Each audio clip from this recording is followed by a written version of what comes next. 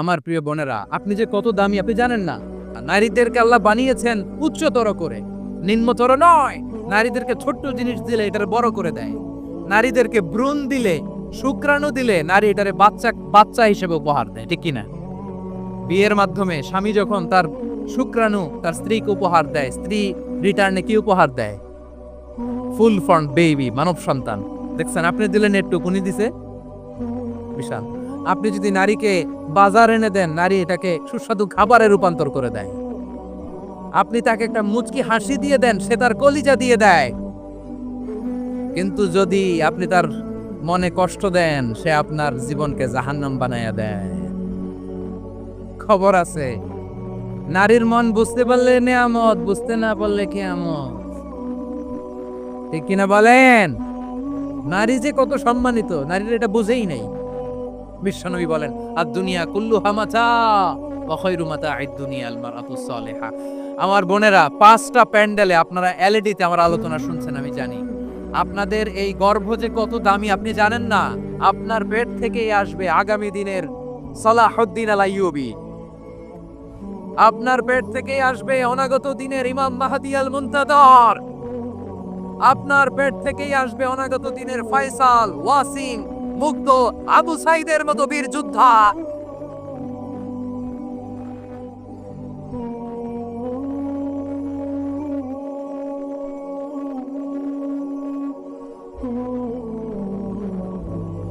আমার প্রিয় বোনেরা, আমার প্রিয় বোনেরা, বিশ্বনবীর কথার ওজন খেয়াল করেন। আর দুনিয়া কুল্লুহা মাতা ওয়া খায়রু মাতা'আদ দুনিয়াল মারআতুস সালিহা।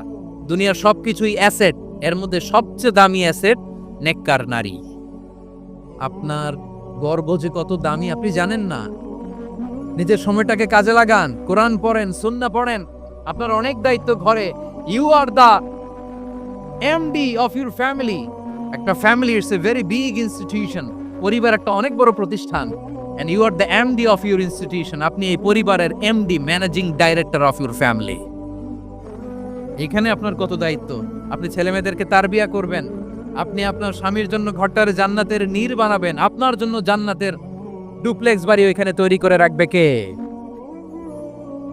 আপনি যে কত দামি আপনি জানেন না। নারীদেরকে আল্লাহ বানিয়েছেন উচ্চতর করে, নিম্নতর নয়। আমার প্রিয় বোনেরা, আপনি যে কত দামি আপনি জানেন না। জানেন না আপনি কত দামি, অনেক দামি আপনি।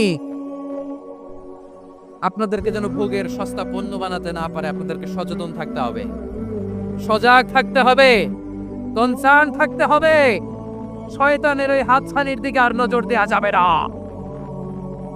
তাহলে কেন আল্লাহ তাআলা এই ফাহশা অশ্লীলতাকে হারাম করলেন? 1 নাম্বার, এতে হিউম্যান ডিগনিটি কমে। 2 নাম্বার, এতে মানুষের অধিকার নষ্ট হয়। আপনি বিয়ে করেছেন, এরে পরকিয়া করেন, ওর সাথে এরকম আছে না নাই? স্ত্রীর অধিকার নষ্ট করেছেন। আপনি বিবাহ সম্পর্কে আবদ্ধ হয়েছেন, তার সাথে আপনি পরকিয়া করেন ওই ছেলের সাথে, আপনি আপনার হাজবেন্ডের সাথে বিট্রে করেছেন। এজন্য আল্লাহ অশ্লীলতাকে হারাম করেছেন। অশ্লীলতাকে হারাম করার আরেকটা কারণ হচ্ছে আল্লাহ তাআলা এই হিউম্যান জেনারেশনকে এটাকে প্রিজার্ভ করতে চায়। হিফজুন নাসল, এটা মাকাসিদুশ শরিয়ার অনেক গুরুত্বপূর্ণ একটা মাকাসিদ, অনেক গুরুত্বপূর্ণ। আপনার নাসল, আপনার জেনারেশনকে সংরক্ষণ করা। এই যে আসতেছে ফেব্রুয়ারি, কত ফেব্রুয়ারি জানো? এটা কি বিশ্ব ভালোবাসা দিবস? হ্যাঁ, কি দিবস? এই বিশ্ব ভালোবাসা দিবসের সাথে মুসলমানদের কোনো সম্পর্ক নাই। আমার প্রিয় ভাইরা, এই যে আপনি অবৈধ সম্পর্কে জড়ালেন, কেন আল্লাহ অশ্লীলতাকে হারাম করেছে দেখেন। বলতেছিলাম যে এটা আপনার নাসল, আপনার জেনারেশন, আপনার লিনিয়েজ, আপনার বংশকে প্রিজার্ভ করা। কে কার বাবা, কে কার মা, বাবা মা জানা, প্রজন্মকে প্রিজার্ভ করা, এটা ইসলাম ওয়াজিব করে দিয়েছে। এই যে অবৈধ সম্পর্কের কারণে, বিশ্ব বেহায়া দিবসের কারণে, এগুলোর আউটকাম, আউটপুট হিসেবে মাঝে মাঝে এই ঢাকা মেডিকেলের ডাস্টবিনে নবজাতকের বাচ্চার কান্নার আওয়াজ শুনতে পাওয়া যায়। চট্টগ্রাম মেডিকেলের ডাস্টবিনে নবজাতকের কান্না শুনতে পাওয়া যায়।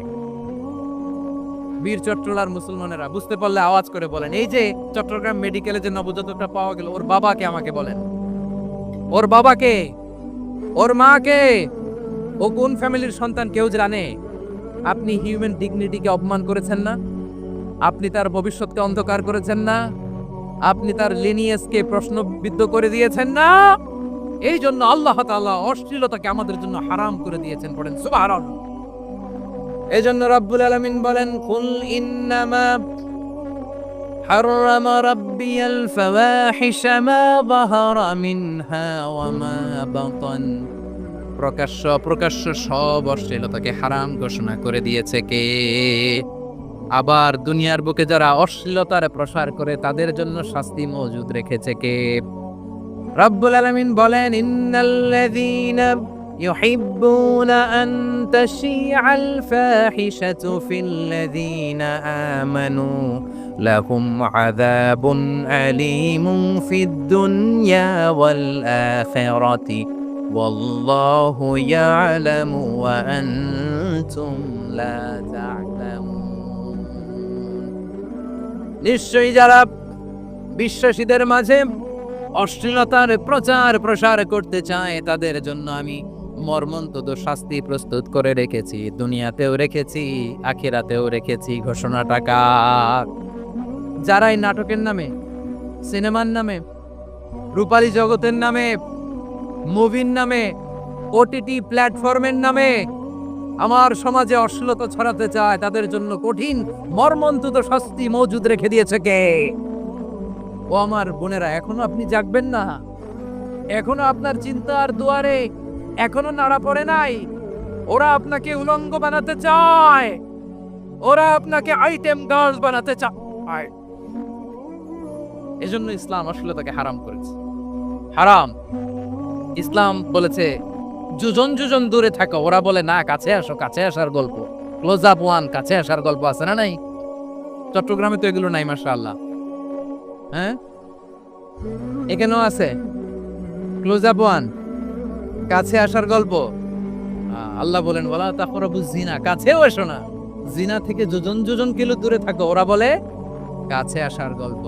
আমার বীর চট্টলার ভাইয়েরা, কাছে আসতে হলে আমরা কোরআনের কাছে আসব, কাছে আসতে হলে নবীর কাছে আসব, কাছে আসার গল্প হবে আমার রবের কাছে আসার গল্প। চিল্লায় বলো ঠিক কি না?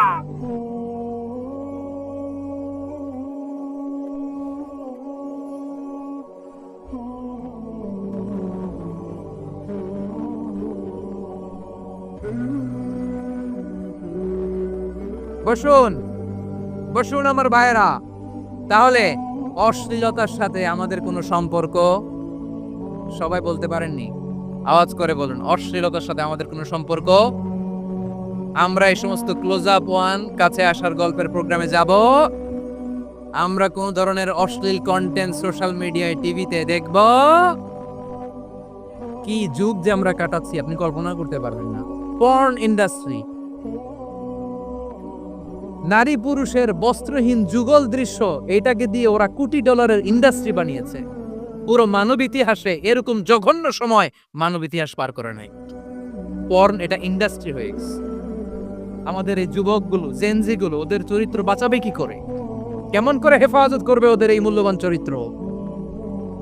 আমার প্রিয় ভাইয়েরা, সুস্থ পুরুষ তার বায়োলজিক্যাল গ্রোথকে হরমোন দিয়ে স্টপ করে দিয়ে সে সার্জারি করে নারী হতে চায়। সুস্থ নারী পুরুষ হতে চায়। পুরুষ পুরুষের প্রতি সেক্সুয়ালি আকর্ষণ বোধ করে। এটা লূত আলাইহিস সালামের কওমের মধ্যে ছিল। এটাকেও আল্লাহ কোরআনে ফাহিশা বলেছেন। ওয়ালুতান ইয ক্বালা লিকওমিহি আতাতুনাল ফাহিশাতা মা সাবাকাকুম বিহা মিন আহাদিম মিনাল আলামিন। লূত আলাইহিস সালাম বললেন, তোমরা কি এমন এক অশ্লীল কার্যক্রমে ডুব দিলে নাকি যেটা গোটা বিশ্বের কেউ কখনো করে নাই? তোমরাই প্রথম করেছো। পড়েন নাউযুবিল্লাহ। এই পশ্চিমের এই রোগ আমার দেশে যেন আসতে না পারে, আমাদের সজাগ থাকতে হবে। প্রিয় ভাইরা, চিল্লায় বলেন ঠিক কি না? পশ্চিমের অবস্থা ভয়ঙ্কর। পাশ্চাত্যে আমি যুক্তরাষ্ট্রে ছিলাম অনেকদিন, কয়েক মাস, বিভিন্ন স্টেটে ঘুরেছি। গার্ডিয়ানরা উদ্বিগ্ন। ছেলে মেয়েদেরকে, ছোট্ট ছেলে মেয়ে, ওদেরকে জিজ্ঞেস করে, তুমি how do you feel right now inside yourself? তুমি ভিতরে ভিতরে কেমন ফিল করো? তোমার কি ছেলে ছেলে লাগে না মেয়ে মেয়ে লাগে? আচ্ছা বলেন, এই ছোট্ট বাচ্চাটা ওকে এগুলো জেন্ডার অ্যাসাইনমেন্ট বলতে এগুলো কিছু বুঝে? এইভাবে মিসগাইড করা হচ্ছে। কৌতূহলবশত ছোট্ট ছেলে যদি বলে আমার তো মেয়ে মেয়ে লাগে, তখন বলে যে না তুমি মেয়ে, ছেলে না। মা বাবা বাধা দিলে ওকে আলাদা গভর্নমেন্ট হাউসে নিয়ে যায়। ভয়ঙ্করতম অবস্থা। আমরা একটা সময়ে শুনতাম যে হুজুর আমার ছেলেটা খুব ভালো, হাফেজে কোরআন, আল্লাহওয়ালা। হুজুর আমার ছেলে দাড়ি রাখছে, আল্লাহওয়ালা। হুজুর আমার ছেলে 5 ওয়াক্ত সালাত জামাতের সাথে পড়ে, তার মানে আল্লাহওয়ালা। পশ্চিমে যে আমি কি শুনছি জানেন? ওরা বলে হুজুর আমার ছেলেটা ইউনিভার্সিটির একটা মেয়ের সাথে প্রেম করে, ও খুব আল্লাহওয়ালা, হুজুর দোয়া করবেন। এর কারণ ওদের কাছে আল্লাহওয়ালার ক্রাইটেরিয়া হচ্ছে হুজুর আমার ছেলেটা আরেক ছেলেরে পছন্দ করে নাই, আমার মেয়েটা আরেক মেয়েকে ভালোবাসে নাই, এজন্য আমার ছেলেটা আল্লাহওয়ালা, হুজুর ওর জন্য একটু দোয়া করে দিয়ে। কি চ্যালেঞ্জ ওরা ফেস করতেছে! ওনার ছেলে যে আরেক ছেলেরে বিয়ে করবে না, এটাতেই উনি খুশি যে আলহামদুলিল্লাহ আমার ছেলেটা একটা মেয়েরে ভালোবাসে, আমার মেয়েটা একটা ছেলেরে ভালোবাসে, মানে এটা খুব আল্লাহওয়ালা। নাউজুবিল্লাহ পড়তে পারলেন না? এজন্য অশ্লীলতার সাথে আমাদের কোনো সম্পর্ক